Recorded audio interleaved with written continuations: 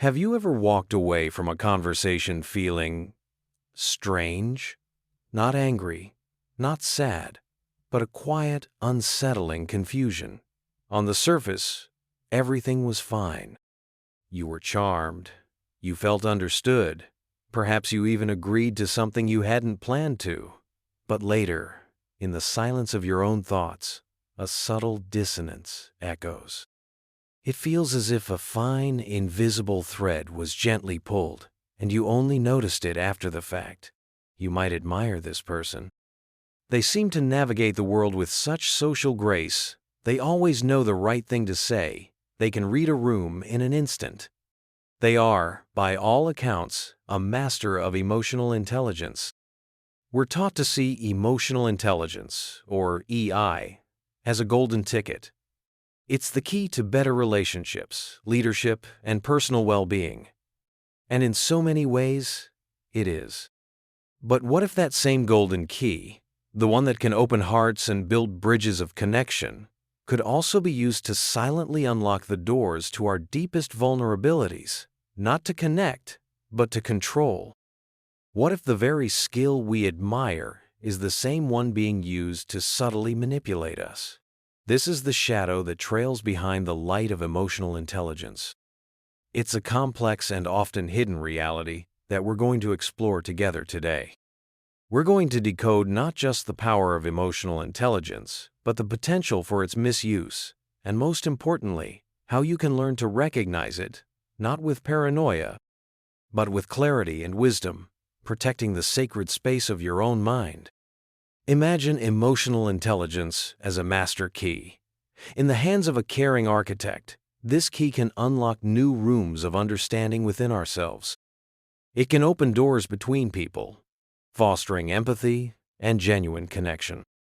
This architect understands the four fundamental designs of this key, what the renowned psychologist Daniel Goleman defined as the core attributes of EI. The first is self-awareness. This is the ability to recognize your own emotional weather patterns. It's knowing that today is a day of inner storm clouds or a day of clear, calm skies.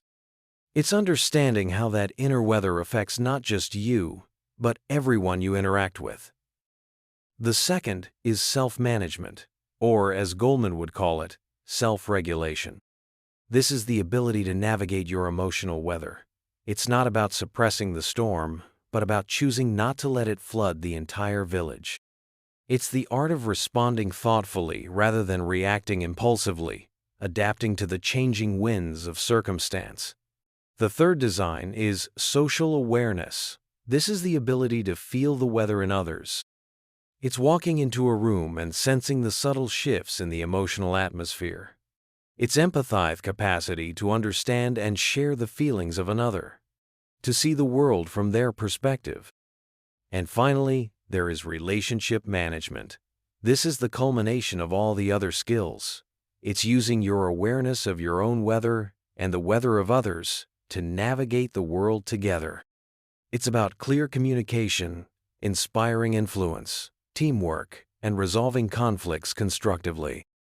It is, in essence, becoming a skilled and compassionate social architect, using the master key to build structures of trust and mutual respect. This is the beautiful, life-affirming promise of emotional intelligence, a promise that has been validated by countless studies showing its link to job satisfaction, better health, and stronger social bonds. If this idea of emotional intelligence as a key to understanding the architecture of our minds is already unlocking new thoughts for you, take a moment to subscribe to Mind Decode Explained. We journey through these intricate landscapes of the mind together, building a community of understanding, one insight at a time. We believe that by decoding these complexities, we empower ourselves to live more authentic and connected lives. But every tool, no matter how masterfully crafted, can be used for more than its intended purpose. The same key that builds can also be used to break in. The dark side of emotional intelligence emerges when these powerful skills are wielded not for connection, but for strategic self-interest. This is the territory of emotional manipulation. As the organizational psychologist Adam Grant points out, when we become skilled at managing our own emotions, we can also become adept at hiding our true feelings. When we can expertly recognize the emotions of others, we gain the ability to tug at their heartstrings and motivate them to do things that may not be in their own best interest. This isn't about building bridges, it's about pulling puppet strings. Imagine a leader giving a speech. They are passionate. Their voice swells with conviction. Their eyes may even glisten with unshed tears as they speak of a bold new vision. They are using their emotional intelligence to create a powerful, resonant experience for the audience. Research from the University of Cambridge revealed something fascinating about this scenario. When listeners were captivated by such an emotionally inspiring speech, they became significantly less likely to critically examine the actual content of the message. The emotional performance overshadowed the logical substance. This is a strategic use of EI. By creating a dazzling positive impression and managing their own emotional expression, a person can effectively dim the lights of critical thinking in others. They use the master key not to unlock shared understanding, but to quietly lock the door to scrutiny and doubt. This connection between EI and manipulation isn't just theoretical. Studies have explored who is most likely to use this key for personal gain. Researchers like O'Connor and Athoda found a crucial link to one of the big 5 personality traits: agreeableness. People who score low on agreeableness, meaning they are less cooperative, less forgiving, and less concerned with the welfare of others, are far more likely to weaponize their emotional skills. For them, EI isn't a tool for harmony, it's an instrument for advantage. Their social awareness isn't used for empathy, it's used for reconnaissance, identifying the emotional levers in others that can be pulled to get what they want. This exploration leads us into even darker psychological territory: the intersection of emotional intelligence and what psychologists call the Dark Triad of personality traits. The Dark Triad consists of 3 distinct but often overlapping traits: Machiavellianism, Narcissism, and Psychopathy. Machiavellianism is characterized by a strategic, calculating, and cynical view of humanity, where manipulation is a primary tool for achieving goals. Narcissism involves an inflated sense of self-importance, a deep need for excessive attention and admiration, and often a lack of empathy for others. Psychopathy is marked by persistent antisocial behavior, impulsivity, selfishness, and a profound lack of remorse or empathy.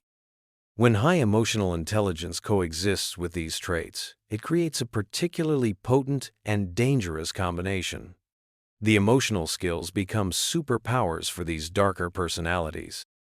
A study by Austin and colleagues in 2014 found that individuals high in these traits are more adept at strategic manipulation, such as making someone feel bad about themselves through criticism or feigning emotions like flattery or pouting to get their way. They know which emotional buttons to press because their EI tells them where to find them. Let's look at this in a real-world context, like the workplace. Research from the University of Toronto uncovered a disturbing pattern. Employees who displayed both high Machiavellian traits and high emotional intelligence were significantly more likely to engage in harmful behaviors against their colleagues. They would sabotage, belittle, and publicly shame others, all for the sake of personal advancement. Their EI allowed them to understand the social dynamics and individual vulnerabilities perfectly, which they then exploited with cold, calculated precision. The different traits of the Dark Triad often employ different manipulative strategies. As researcher Jonason and his team discovered, individuals with psychopathic tendencies might lean towards hard tactics, overt threats, intimidation, and coercion. They use their understanding of fear to control situations and people. Narcissists, on the other hand, often prefer soft tactics. They are masters of charm and seduction. They might promise rewards, inclusion, or future favors. Their goal is to create a stunningly positive first impression, to build a network of admirers and allies they can later leverage for their own benefit. They hand out counterfeit keys of friendship and loyalty, knowing they can ask for access to your most valuable resources later. But it's not just those with diagnosable dark traits who can misuse emotional intelligence. A crucial distinction must be made between emotional intelligence and empathy. While they often overlap, they are not the same thing. As researchers Akamatsu and Gergel proposed in 2021, a person can possess a high degree of emotional intelligence, the ability to perceive, understand, and manage emotions while having a very low capacity for genuine empathy, the ability to feel with another person. When empathy is absent, EI becomes a cold, analytical tool. It's like a surgeon who knows every nerve and muscle in the body but feels nothing for the patient on the table. This combination high EI, low empathy is a strong predictor of manipulative and antisocial behaviors. Without the grounding wire of empathy, the power of EI can short-circuit into aggression and exploitation rather than prosocial connection. Some individuals even learn to strategically switch between prosocial and aggressive behaviors to maximize their social standing and access to resources. As Bacon, Core, and Satchel found, people who combine emotional intelligence with goal persistence, sensitivity to reward, and impulsivity are particularly adept at this. They can be incredibly charming and supportive when it serves them, building alliances and gaining trust. Then, they can turn aggressive or manipulative when that becomes the more effective strategy to get what they want. They play both sides of the coin, using their emotional acuity to decide which face to show at any given moment. So, this brings us to the most vital question. How can you tell if someone is using their master key to manipulate you? How do you protect your own emotional home from an intruder who is so charming, so skilled, and so difficult to pin down? Manipulators are often social chameleons. They can appear incredibly friendly, charismatic, and trustworthy. Their primary agenda is to use social interaction for personal gain, but they masterfully disguise this agenda as a desire for mutual connection or benefit. The first step in safeguarding yourself is to learn to recognize the subtle but consistent signs, the telltale scratches around the lock that indicate a key is being used improperly. One of the most significant signs is inconsistent behavior. A person who is genuinely guided by their values acts with a certain predictability. But a manipulator's actions are not moored to a consistent moral compass. They're moored to their ever-changing personal needs. Their behavior will often feel erratic or out of sync with the words they speak or the person they initially presented themselves to be. They might say they value honesty, but you catch them in a web of small lies. They might profess loyalty, but you notice they speak poorly of friends who are not present. This inconsistency creates that feeling of dissonance we spoke of at the beginning. Your intuition is picking up on the mismatch between the mask and the reality. Then there is the power of their charm. This is more than just being friendly. It's an almost hypnotic ability to influence people's thoughts and feelings, what some call the wow effect. They use their energy, their focus, their seemingly perfect understanding of you to generate a powerful, positive feeling. It feels wonderful to be in the glow of their attention. But this glow is often a spotlight, used to blind you to their true intentions while they gain your compliance and control. Manipulators are also experts at leveraging guilt. Because their social awareness allows them to quickly identify your insecurities and weak spots, they know exactly which emotional buttons to press to make you feel guilty. They might frame their requests in a way that makes you feel selfish or unkind if you refuse. They might subtly remind you of a past favor they did for you, implying you are now indebted to them. Guilt is a powerful emotional lever, and they use it to pry open your boundaries and coerce your actions. Another tactic to watch for is sharing too much, too soon. To fast-track intimacy and make you feel like you are part of their inner circle, a manipulator will often confide in you with very personal or vulnerable-seeming stories early in your relationship. This creates a false sense of trust and closeness. It's a strategic move designed to make you feel special and, in turn, to reciprocate by sharing your own vulnerabilities. Once they have this information, they have a roadmap to your psyche and can more easily get you to behave in the way they expect. This ties directly into their use of the law of reciprocity. The principle itself is a beautiful part of human social connection. We feel a natural urge to give back when something is given to us. Manipulators exploit this instinct. They will start by doing small favors, giving compliments, or offering unsolicited help. This creates a sense of obligation in you. Then, when they come to ask for something much bigger, you feel a powerful psychological pressure to say yes. They give you a spoonful of sugar and then ask for your entire house. While looking for these external signs is crucial, it is just as important to learn to trust your own internal alarm system. Your feelings are data. They are your most loyal guides, sending you signals when something is wrong. When you interact with a potential manipulator, pay close attention to what you feel. Do you feel a persistent sense of doubt? Because manipulators often show you only one curated side of the story, you might find yourself constantly questioning their honesty and transparency. More insidiously, their inconsistent behavior can make you feel confused and begin to doubt your own perception. You might ask yourself, "Am I overreacting? Did I misunderstand?" This self-doubt is a key objective for them, as it destabilizes your ability to trust your own judgment. Do you feel fear? Manipulators often exaggerate truths or create artificial crises to instill a sense of urgency, making you feel you must act in the way they desire. Their emotional unpredictability can also put you on edge, making you feel like you have to walk on eggshells around them, constantly managing their moods to avoid an outburst or disapproval. Do you feel anger or resentment? A common tactic of emotional manipulators is to speak for you, to impose their opinions on you, or to dictate how you should think or feel.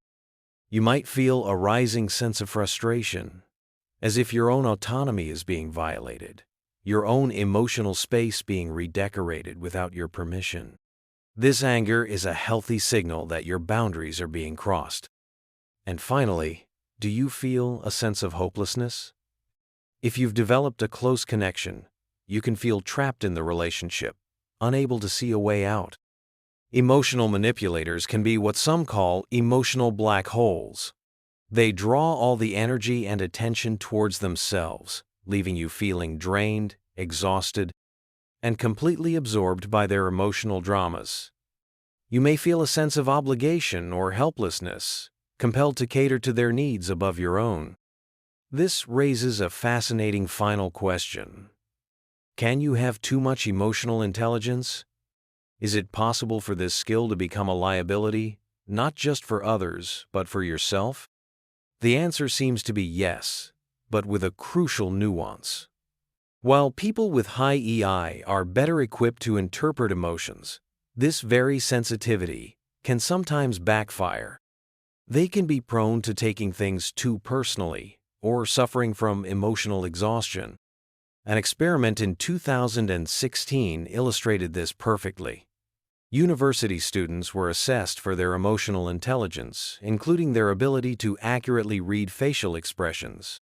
Those who were more sensitive to emotional cues also showed a significantly higher physiological stress response, higher cortisol levels when they later had to perform a stressful task. In this case, giving a speech to an unsmiling, stern-faced panel. Their heightened emotional antennae picked up so much negative data that it overwhelmed their system.